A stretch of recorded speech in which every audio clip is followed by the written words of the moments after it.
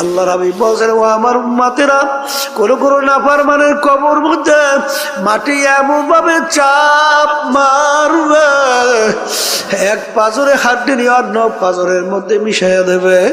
আল্লাহ আপনি আমাকে আমাদের সবাইকে মাফ করিয়া দিয়ে। আল্লাহ রসুল বলছেন, ও আমার উম্মতেরা, তিসআতুন ওয়া তিসঈনা তিননিনা লাউ নুফিকা ফিল আরদি মা আনবাতাত খাদিরা। কোন কোন নাফরমানের কবরের মধ্যে একটা না দুইটা না 99টা বিষাক্ত সাপ জমা হইয়া যাবে।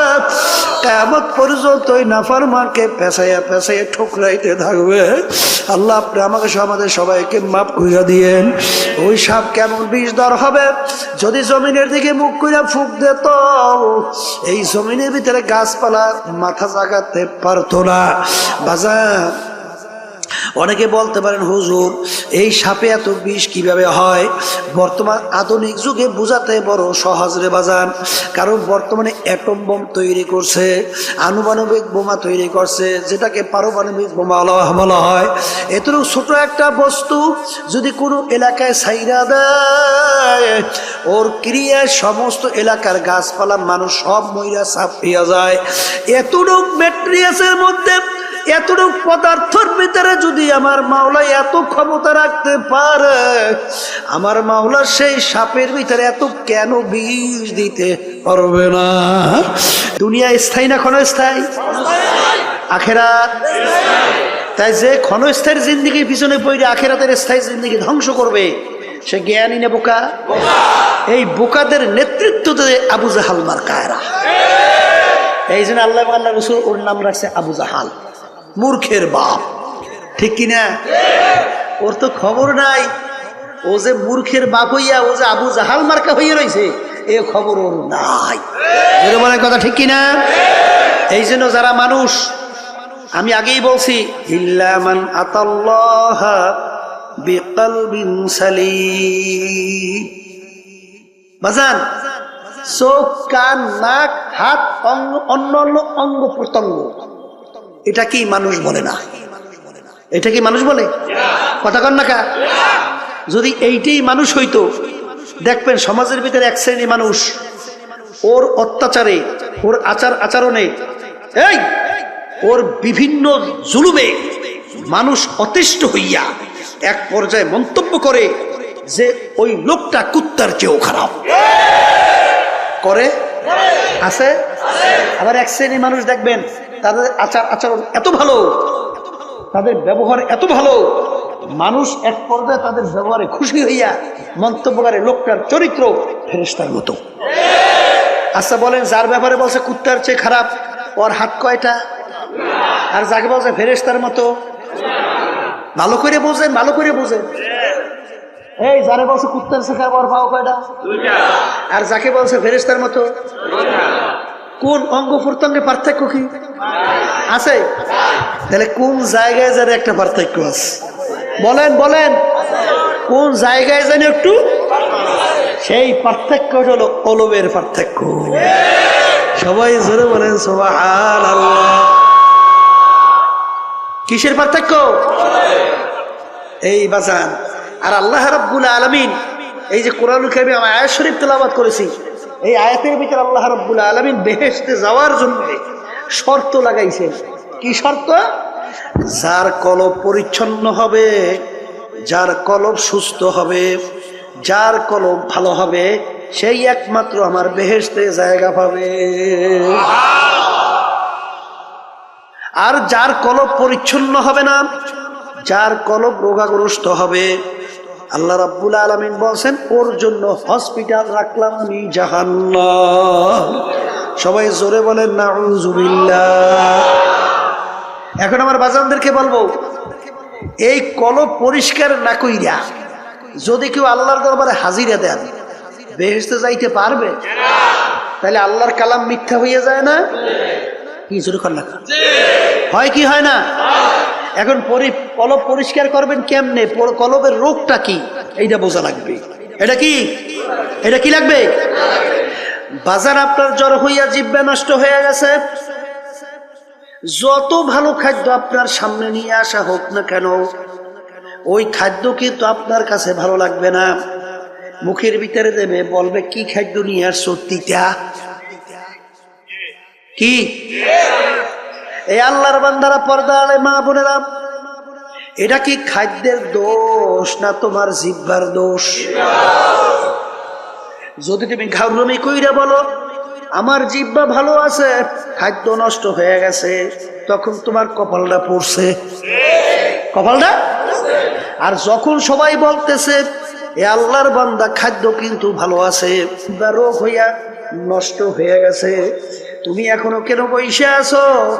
যাও, তাড়াতাড়ি যাও, হসপিটালে ভর্তি হও, ডাক্তারের পরামর্শ নাও, প্রেসক্রিপশন অনুযায়ী ঔষধ খাওয়া শুরু করো। কি জোরে বলেন, কথা ঠিক কিনা? যার কপাল ভালো সে কিন্তু বাজান ডাক্তারের কাছে যাইয়া পরামর্শ নেবে, আর যার কপাল খারাপ সে কিন্তু পরামর্শ নেবে না, ও কিন্তু ওই রোগ আক্রান্ত হইয়া হার্টে অ্যাটাক করে মারা যাওয়ার সম্ভাবনা। কথা ঠিক নেবে? ঠিক ঠিক বাজান, তোমার আমার কলম স্বচ্ছ ভালো আছে কিনা কিভাবে বুঝবা? এক শ্রেণী আমার বাজানরা যখন আজানের শব্দ শোনে তখন সেই আল্লাহর বান্দা বান্দি পাগল হইয়া যায়, কিভাবে তাড়াতাড়ি ওযু কইরা প্রস্তুত নিয়া মসজিদের ভিতরে দৌড়াইবে। জোরে বলেন, কথা ঠিক কিনা? যখন লাগি ফজরের সময় মুয়াজ্জিন মসজিদের ভিতরে আজান দেয়, আসসালাতু খায়রুম মিনান নাওম, ঘুম হইতে নামাজ ভালো, ওই আল্লাহর বান্দা বান্দি বাজান দেখ এই ঠান্ডার মধ্যে ল্যাপ তো সব মুড়া দিয়া ঘুমায়, যখন শোনে আসসালাতু খায়রুম মিনান নাওম, ঘুম হইতে নামাজ ভালো, সে কম্বল ফালাইয়া লাভ দিয়া উঠা ঠান্ডা পানিতে ওযু কইরা পাগলের মতো উঠা মসজিদের দিকে দৌড়ায়, যাই আল্লাহর সামনে আল্লাহু আকবার বইলা আল্লাহর সামনে দাঁড় হইয়া যায়। যখন কথা ঠিক না বে ঠিক? যে আল্লাহর বান্দা বান্দি বাজান কলব ভালো, আমার মাওলার যখন নাম শোনে তার কাছে এমন মধুর লাগে। বাজান ইব্রাহিম নবী সালাতু ওয়াস সালাম একদিন খানা খাইতেছে, ফেরেশতারা বলতেছে রব্বুল আলামিন ইব্রাহিম আলাইহিস সালাতু ওয়াস সালাম নবুয়তি পাইয়া, বাদশাহী পাইয়া, এত কিছু ক্ষমতাবান হইয়া তোমাকে মনে হয় ভুলে গেছে, তোমার মোহাব্বত কইমে গেছে, একটু পরীক্ষা করতে চাই। আল্লাহ রাব্বুল আলামিন বলে যাও একটু পরীক্ষা কইরা দেখো। বাজান ফেরেশতারা মুসাফিরের সূরাতে, আল্লাহু আকবার, কি সূরাতে? মুসাফিরের সূরাতে বাড়ির দরজায় আইসা করুণ সুরে ডাক দেয়, আল্লাহু কারীম। ইব্রাহিম আলাইহিস সালাতু ওয়াস সালাম খানা খায়, যখন তিনি শুনলেন আল্লাহু কারীম, বাজান পাগলের মতো হয়ে গেছে। আমার মাশুক মাওলার নাম কে উল্লেখ করলো, কে আমার মাশুক মাওলার নাম নিল। ভাত খানা পাশে রাখিয়া পাগলের মতো দৌড় মারলো, দৌড় দিয়া বাড়ির দরজায় দেখে মুসাফির রাস্তার পথিক, বলে ভাই তুমি আমার মাশুক মাওলার নাম আলোচনা উল্লেখ করছিলা, তুমি আমার মাশুকের নাম নিয়ে তুমি ডাক দিছিলা, তুমি আর একবার একটু আমার মাশুক মাওলার নাম শোনাও। পথিক বলতেছে হুজুর আমি একবার বলছি, আর একবার যদি আপনার মাশুক মালিকের নাম শুনাই আপনার বিনিময়ে আপনি আমাকে কি দেবেন? কলে আমার হাজার হাজার দুম্বা সব তোমাকে আমি দান করিয়া দিলাম, একবার একটু শোনাও। আবার মুসাফির করুণ সুরে ডাক দিয়ে বলে আল্লাহু কারীম।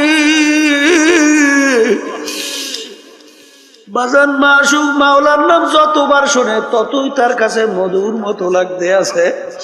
বাজান আপনি যাকে মোহাব্বত করেন তার কথা যত বারবার তোমার সামনে আলোচনা করা হয় তোমার কাছে ততই ভালো লাগে। ঠিক আল্লাহ তো দাবি করছে না, ওয়াল্লাযীনা আমানু আশাদ্দু হুব্বান লিল্লাহ। যারা মুমিন সব জিনিসের চেয়ে আমি মালিককে বেশি মুহাব্বত করে। বলে হুজুর মুসাফির আর একবার আমার মাসুক মাওলার নামে একটু শোনাও। হুজুর বিনিময় কি দেবেন? কলে আমার হাজার হাজার উট সব তোমাকে আমি দান কইরা দিলাম। আবার ডাক দিয়ে বলে আল্লাহু কারীম। যত বলে ততই তার কাছে আরো মজা মজা লাগে, কারণ মোহাব্বতী লোকের নাম অন্যের মুখে শুনতে আরো ভালো লাগে। বাজার এখন বলতে বলতে তার সব মাল সম্পদ দেওয়া হয়ে গেল। আবার একটু শোনাও, এর বিনিময় কি দেবেন? আমার তো আর কিছু নাই, আমি তোমার সঙ্গে ওয়াদা করতেছি, আমি ইব্রাহিম যতদিন বাইচা থাকবো ততদিন আমি তোমার গোলামি করতে থাকবো। তবু তুমি একটু আমার মাসুক মাওলার নাম শোনা। তখন ফেরেশতা বলতেছে হুজুর আমি কোন রাস্তার ফকির মুসাফির না, আমি মাওলার ফেরেশতা ছিলাম আপনার কাছে পরীক্ষার জন্য। শোনেন শোনেন, আপনার মাসুক মাওলার নাম যত মনে চায় শোনেন। বাজান তখন আল্লাহর নাম মন মতো শুনাইল। বাজান বাজান যার কলব স্বচ্ছ তার মালিকের নাম শুনতে মজা লাগে। জোরে বলে কথা ঠিক না বেঠিক? এ আল্লাহর বান্দারা, পর্দা আলে মা বোনেরা, তোমার কলব ভালো না মন্দ তুমি কেমনে বুঝবা? এক শ্রেণী মানুষ ওর কাছে ঢোল বাদ্য গানের আওয়াজ ভালো লাগে। আর একটু আসতে কন, এই আছে জোরে কন, আছে জোরে কন, আছে। তার কাছে আজানের শব্দ বিশ্বাস শব্দের মতো মনে হয়। জোরে বলেন কথা ঠিক না ঠিক? তার কাছে আল্লাহর নাম শুনলে বিরক্ত লাগে। তখন বুঝতে হবে বাজান এটা কিন্তু নামাজের দোষ না, আল্লাহর নামের দোষ না, আজানের দোষ না, তোমার কলবটা নষ্ট হয়ে গেছে। তোমার কলব কি হয়েছে? এটা মুখ খুলে বলেন, কলব কি হয়েছে? এখন এই কলব নষ্ট অবস্থায় তুমি যদি দুনিয়া থেকে বিদায় নিয়ে কবরে যাও, আমার মাওলার বেহেশতে যাওয়া যাবে? হ্যাঁ, বেহেশতে যাওয়া যাবে? আবার জোরে কাজ যাবে? এখন বাজান তোমার কাছে নামাজ ভালো লাগে না, আল্লাহর জিকির ভালো লাগে না, তোমার কাছে আজানের শব্দ ভালো লাগে না, এটা কিন্তু আজানের দোষ না, নামাজের দোষ না, এটা কিন্তু তোমার কলবের দোষ।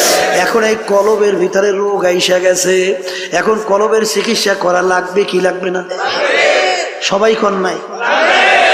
কলবের চিকিৎসা লাগবে, লাগবে, লাগবে।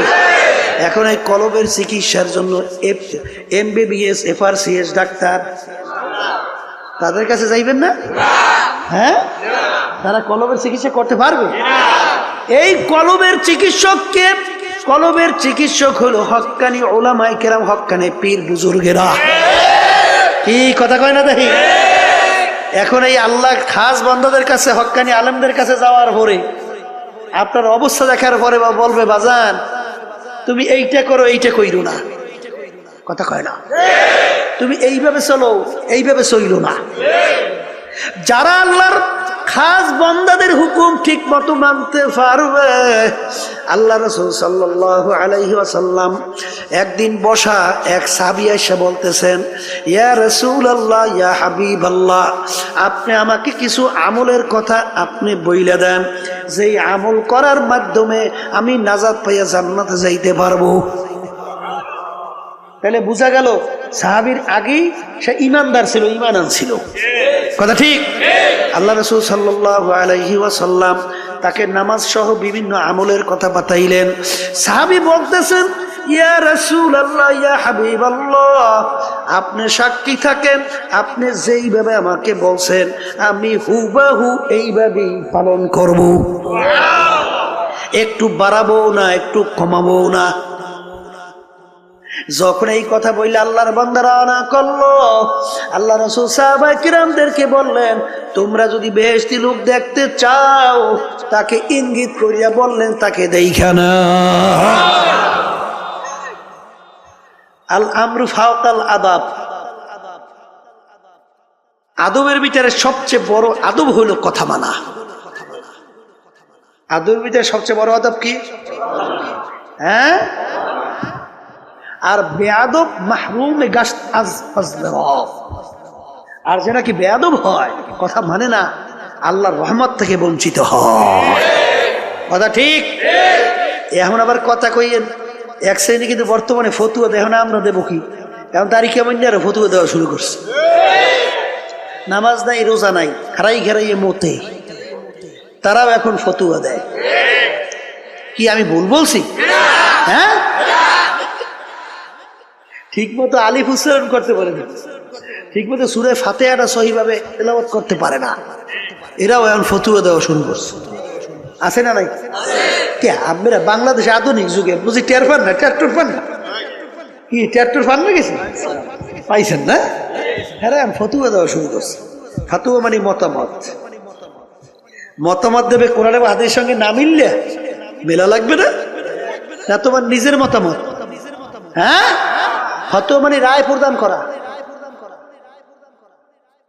আপনি রায় দেবে কোরআন এবং হাদিসের বাইরে না কোরআন এবং হাদিস অনুযায়ী? হ্যাঁ, মেলা লাগবে না? না লাগবে না? বর্তমানে একদল ভাই এসে ফতুয়া দেয়। আল্লাহ মাফ করেন,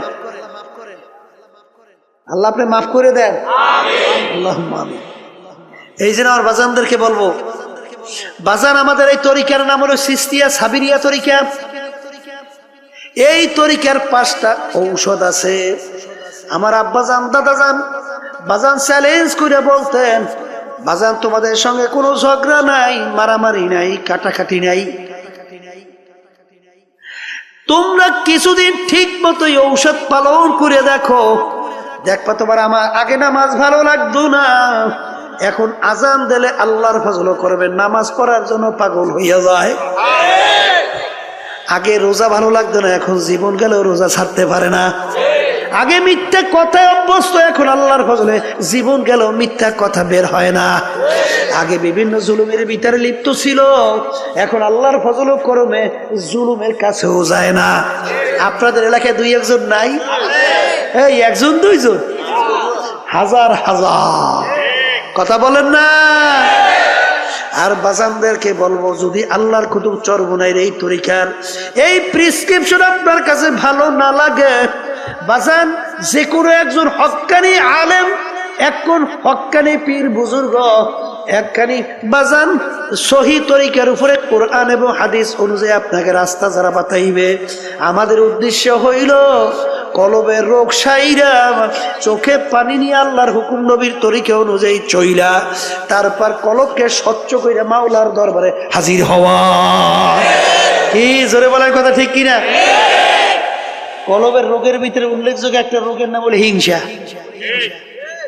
হিংসা কাকে বলে? পরে উন্নতি দেখে সহ্য করতে না পারা, পরে উন্নতি দেখে সহ্য করতে না পারা, এইটার নাম কি?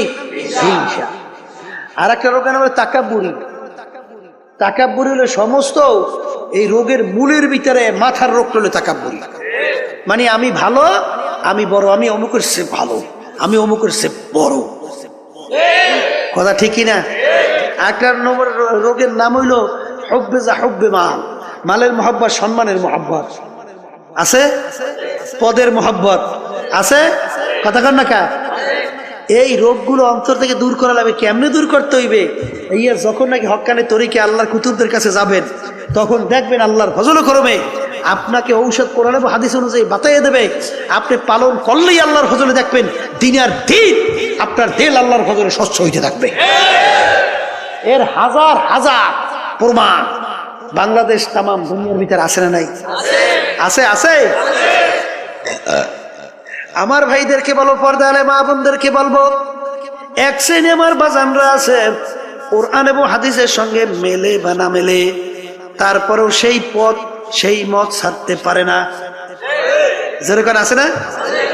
শুনছিলাম এক বেদাতি, মানে নামাজ নাই, রোজা নাই, পর্দা নাই, সুন্নাত নাই, কোরআন এবং হাদিসের সঙ্গে তার কার্যক্রম কোনো মিল নাই, কিন্তু তারপরেও সেখানে দৌড়দৌড়ি করে বলে, বাজান আপনাদের পীর নামাজ, বাবা যে নামাজ পড়ে না, পর্দা যে নাই, সুন্নাত যে নাই, আপনি তারপর পিছনে দৌড়ান কা? বলে থুন ফালাইয়া, বাবার কথা যদি জাহান্নামে যাওয়া লাগে যাব। জোরে চিৎকার মেরে বলে নাউজুবিল্লাহি মিন যালিক। এই ব্যাপারটা কেমন বুঝলেন? ব্যাপারটা তো সহজ মনে করিয়েন না। জাহান্নামে যাওয়া লাগলে যাইবে, ব্যাপারটা তাহলে বোঝা গেল যে তার স্বাভাবিক সেন্স নাই, তার স্বাভাবিক ব্রেনটা নাই। তাকে জাদুর মাধ্যমে ব্রেনকে বিভিন্ন কায়দায় উল্টেই ফুলটেই ফেলাইছে। আর হাদিসের ভিতরে আসছে আল্লাহ রাসূল সাল্লাল্লাহু আলাইহি ওয়াসাল্লাম বলছেন, আস-সিহরু হাক্কুন, জাদু সত্য। যখন তুমি দেখবা, এই মিয়া আপনার চোখের ডাক্তার, চোখের রোগ হইছে, আপনি কি চোখের ডাক্তারের কাছে যাইবেন না পেটের বিশেষজ্ঞের কাছে যাইবেন? আপনার পেটের রোগ হইছে, পেট বিশেষজ্ঞের কাছে যাইবেন না চোখ বিশেষজ্ঞের কাছে যাইবেন? হ্যাঁ, আচ্ছা আপনি বেহেশতে যাইবেন, জাহান্নামের পথ কোনটা, বেহেশতের রাস্তা কোনটা, এটা কোরআন এবং হাদিসের বাহিরে কোনো বেহেশত এবং জাহান্নামের রাস্তা আছে? আচ্ছা, এই সম্পর্কে ডাক্তার কারা? হক্কানি ওলামায়ে কেরাম না বিভিন্ন কায়দায় ইংরেজি ফরণ্যারা? কথা কয় না?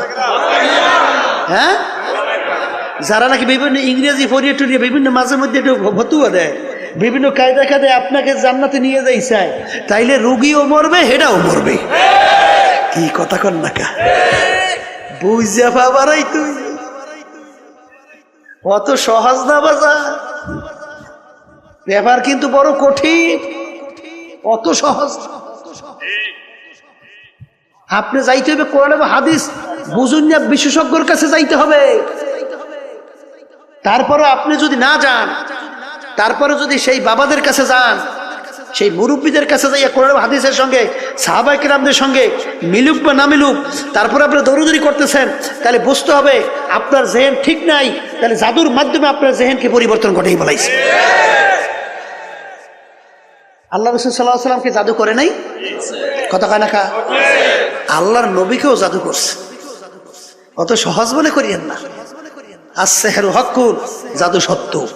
জোরে বলেন কথা ঠিক না বে ঠিক? এই জন্য আমার ভাইদেরকে বলবো, পর্দা আলে মা বোনদেরকে বলবো, বাজান কোন দলাদলি বুঝি না। আমার আব্বাজান রাহমাতুল্লাহ আলাইহি বলতেন, হে দুনিয়ার মানুষ শোনো,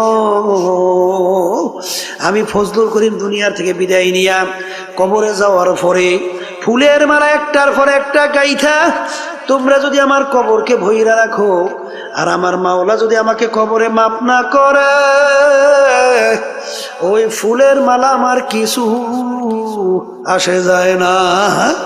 আর তোমরা যদি জুতার মালা একটার পর একটা গাইথা আমার কবর যদি তোমরা আমাকে ভইরা রাখো, আর আমার মাওলা যদি আমাকে কবরে মাপ কইরা দেয়, ওই জুতার মালা আমার কিছু আসে যায় না। এই জন্য আমার বাজানদেরকে বলবো, পর্দা আলে মা বোনদেরকে বলবো, আমার আব্বাজান বলতেন, আমি দল দিয়া কি করব, আমি টাকা দিয়া কি করব, আমি সম্পদ দিয়া কি করব, আমি বিভিন্ন অমুক টমুক সমুক দিয়া কি করব, আমি পীরগির দিয়া কি করব। কারণ কবরের প্রশ্নের উত্তর আমার দেয়া লাগবে, আমার কবরের প্রশ্নের উত্তর আমার দেওয়া লাগবে।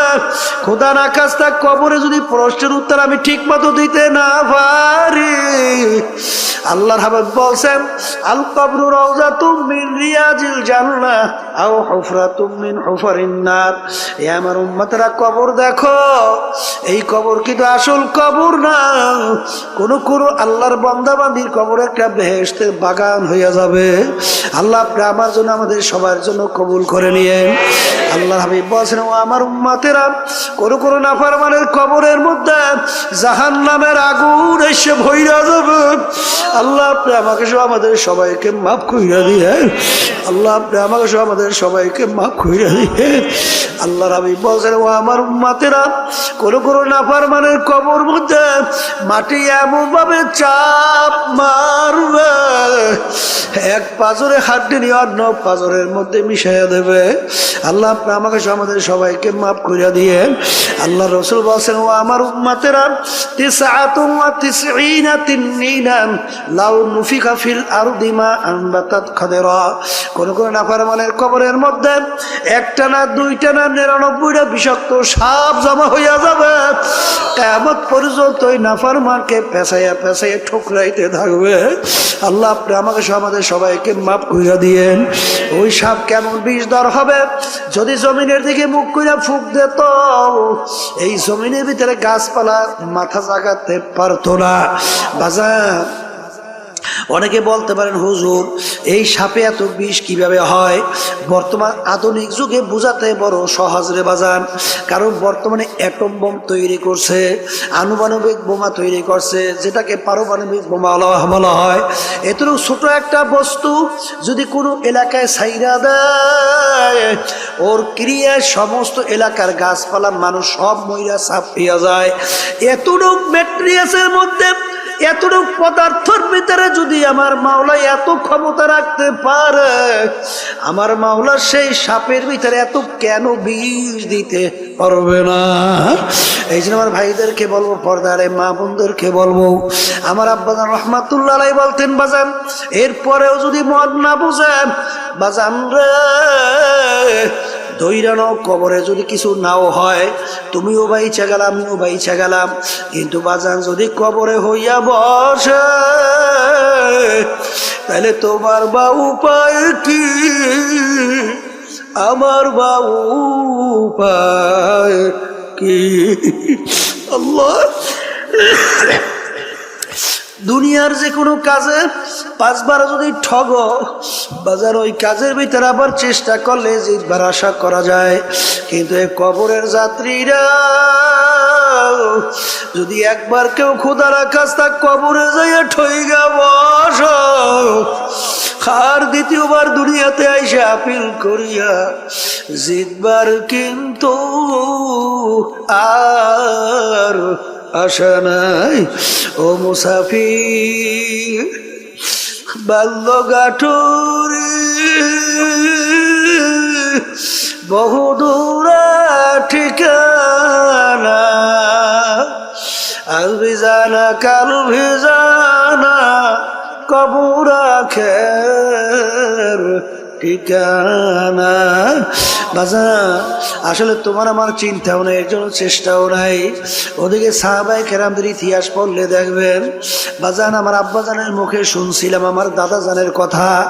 আমার দাদাজান ইন্তেকালের আগে আগে চোখের উপরে বসে পাশেই কবরস্থান, তাকাইয়া তাকাইয়া 2 চোখ দিয়া বাইয়া বাইয়া টপ টপ কইরা দাঁড়িয়ে ভিজা ভিজা পানি ভরে, আর করুণ সুরে ডাক দিয়া দিয়া বলে, ওরে আমার বাউলারে,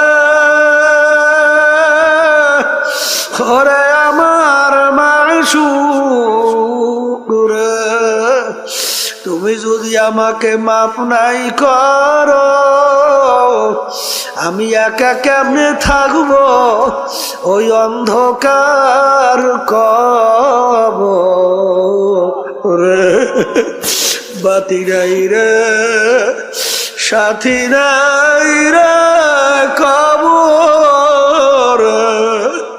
হে আল্লাহর বান্দারা, কবরের যাত্রীরা, আল্লাহ আপনি আমাকে আমাদের সবাইকে মাফ করে দিয়ে একটু মনকে রে মন।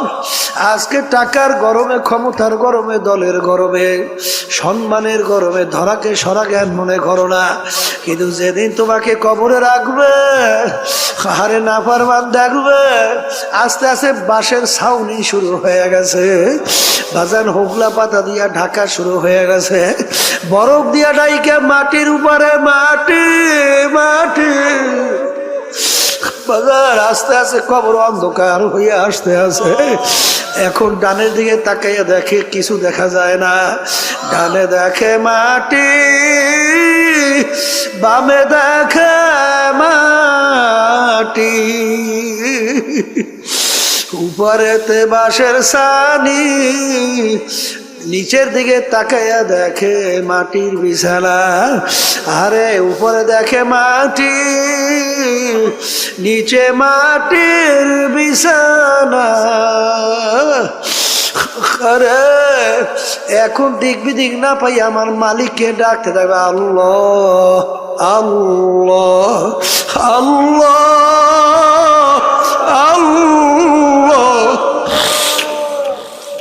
আমার মালিক উত্তাদে বড় নেমু খারাপ, আমার সমস্ত নেয়ামত ভোগ করিয়া দুনিয়ায় বাইচা ছিলি, আমার দেওয়া নেয়ামত চক্ষু দিয়া দেখছো, আমার দেওয়া নেয়ামত জবান দিয়া কথা বলছো, আমার দেওয়া নেয়ামত কান দিয়া শুনছো, আমার দেওয়া নেয়ামত ব্রেন দিয়া পড়াশোনা কইরা বড় ডিগ্রি অর্জন করছো, আমার দেওয়া নেয়ামত দিয়া ব্যবসা বাণিজ্য করে সম্পদ গুছাইছো, আমার দেওয়া নেয়ামত সূর্যের আলো ভোগ করছো, আমার দেওয়া নেয়ামত নদীর ভিতর থেকে মাছ উঠে পাক কইরা খাইছো, আমার দেওয়া নেয়ামত ধানের ভিতর থেকে চাউল বের করে ভাত পাক কইরা খাইছো, আমার দেওয়া নেয়ামত সব ভোগ কইরা আমার হুকুম মানু নাই। আরে যেরকম দুনিয়ায় তুই আমাকে ভুইলা গেছিলি, আরে দুনিয়ায় বসে তুই আমাকে ডাকো নাই, আর এখন কবরে শত শত বছর আমাকে ডাকবি, আমি একবারও তোর ডাকে সাড়া দিব ওলা।